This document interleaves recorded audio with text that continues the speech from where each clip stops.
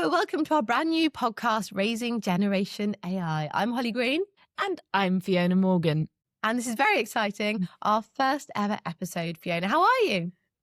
I'm fine, thank you. I can't believe this day has finally come. I mean, I don't know how long we've been talking about it, but we're here. We're here.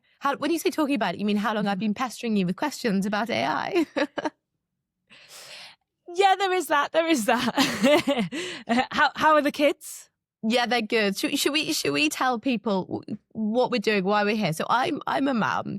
We are very good friends. We have been for a long, long time. I've got 2 kids. I've got a girl who's 5. I've got a boy who's 3, and I'm going to say I'm a natural worrier, and specifically, I have lots of concerns about AI. But very fortunately, I have you, my lovely friend, who happens to be an expert in the subject.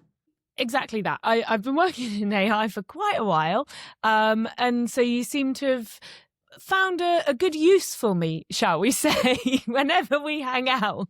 To be clear, I haven't just befriended you because of your AI knowledge. We were friends prior to that, and this is just an added benefit. That is true, but the conversations are really interesting. So that's kind of why we've ended up here, I guess, really, because you had so many questions. Well, we get together, don't we? And I'm like, we should be having a nice chat about, I don't know whatever people normally talk about. And I'm there going, so Fiona, tell me about ChatGPT. Should I be worried about this?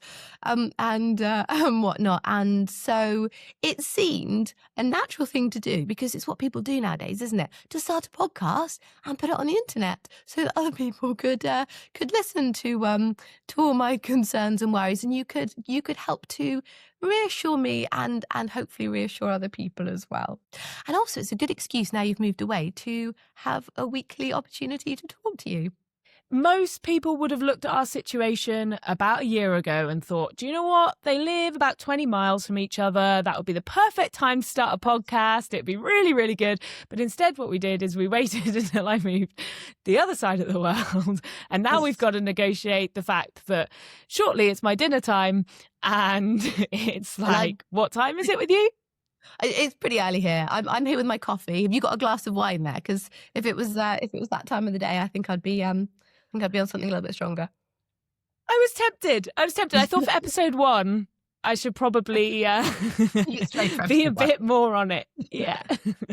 Yeah. So should we tell people a bit about what we're going to do? So my big thing is I suppose I just really want to understand more about this world that I'm bringing 2 young kids up into, because my goodness, it is so different than the world we grew up in. You think back to, when we were young and the internet was just becoming a thing, dial-up internet. You had to get off when your mum wanted to use the phone. We had, I don't know what yours was. My first phone was a Nokia 3210. We had a bit of Snake on there, and you could only have 10 text messages and then had to start choosing which one you were going to delete. And now you've got smartphones, you've got the world in your pocket. And not just that, it's a world that I barely even understand anymore, and it's changing exponentially, more quickly all the time. And I suppose I want to get a bit of a better grasp about what is going on in the world and how I can navigate my kids through that. And also, I feel like my social media algorithms have cottoned on to the fact that I am a little bit apprehensive about AI.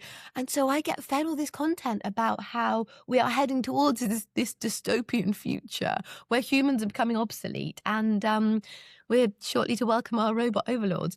But when I talk to you are a little bit more, what's the word? You're a little bit more reassuring about the future of humanity. I think I need to be with you, Holly, because I'm concerned about what might happen if I do anything but. I'm not saying I believe these things. I'm just saying that's what my social media would have you believe if you spent 10 minutes on it.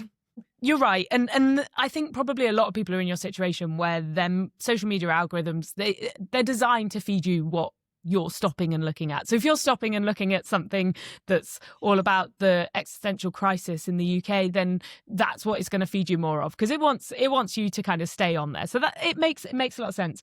And to kind of let everyone know what I do, I've been building AI products and things for my whole career, really, for about 10 years. And I did maths at uni, and I've done a master's in AI, and I've kind of covered all this stuff from an academic level, but I've also worked at places like NatWest and the BBC, building AI things. So I kind of understand how it works. And a lot of the time, I think, Holly, your concerns stem from a misunderstanding, really, of how it kind of all works. And so I'm not saying I can alleviate all fears or have answers to everything. And there are a lot of things to be concerned about. There are a lot of things that I think we'll end up diving into. And I have concerns as well about AI, right, as someone that's in AI.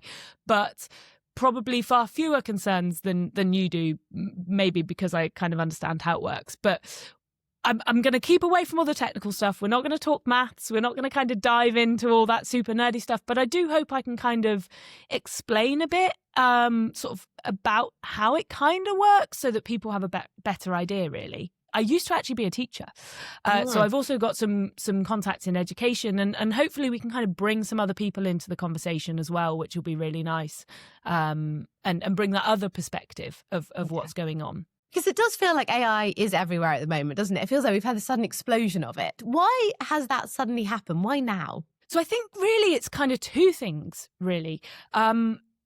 The first one being that actually computers have just physically, like the physical computer has got better. So the AI technology, the stuff behind the scenes, the maths, has been around in some form really, since the 40s and 50s, powering things like when your washing machine cycle finishes or forecasting weather. And computers have just got way more powerful. So rather than training what we call these models on just niche sets of data, we now have the technology and the power to be able to train them on the entirety of the internet. So that's exactly what's happened is OpenAI, who own ChatGPT, have essentially trained one of these models on all the language of the internet. And what that's done is it's meant that rather than train it on numbers, which is what we've been used to and kind of how most of the models have worked in the past, by training it on all the language, it's created a way of normal people accessing that kind of technology behind the scenes. So whereas before, if you wanted to use an AI model to figure out the best route to your daughter's school, you would have had to have either use it through a tool like your sat-nav, or you would have had to have been able to kind of code and understand the data science behind it. Whereas now a large language model has kind of bridged that gap and kind of made it so that normal everyday people can access this AI. That is such a great explanation. And that's why we need to do this podcast. I think that already has given me a much better grasp of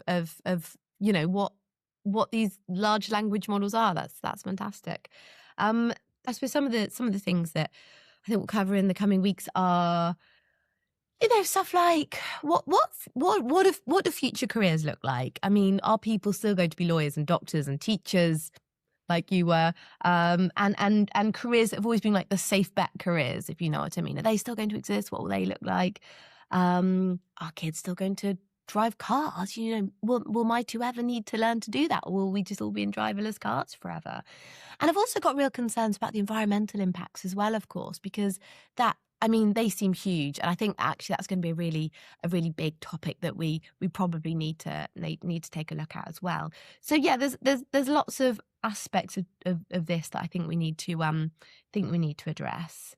But yeah, as you say, hopefully we can look at some of these. We can make people feel a bit less alone if other people are worried about these things as well, because I suspect I'm not the only one. I think there are a lot of us parents out there who are, looking at all this and thinking, my goodness me, how on earth do I navigate through this?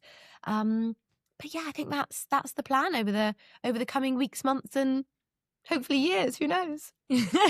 And we've got enough concerns to keep us going for a very long time from Holly.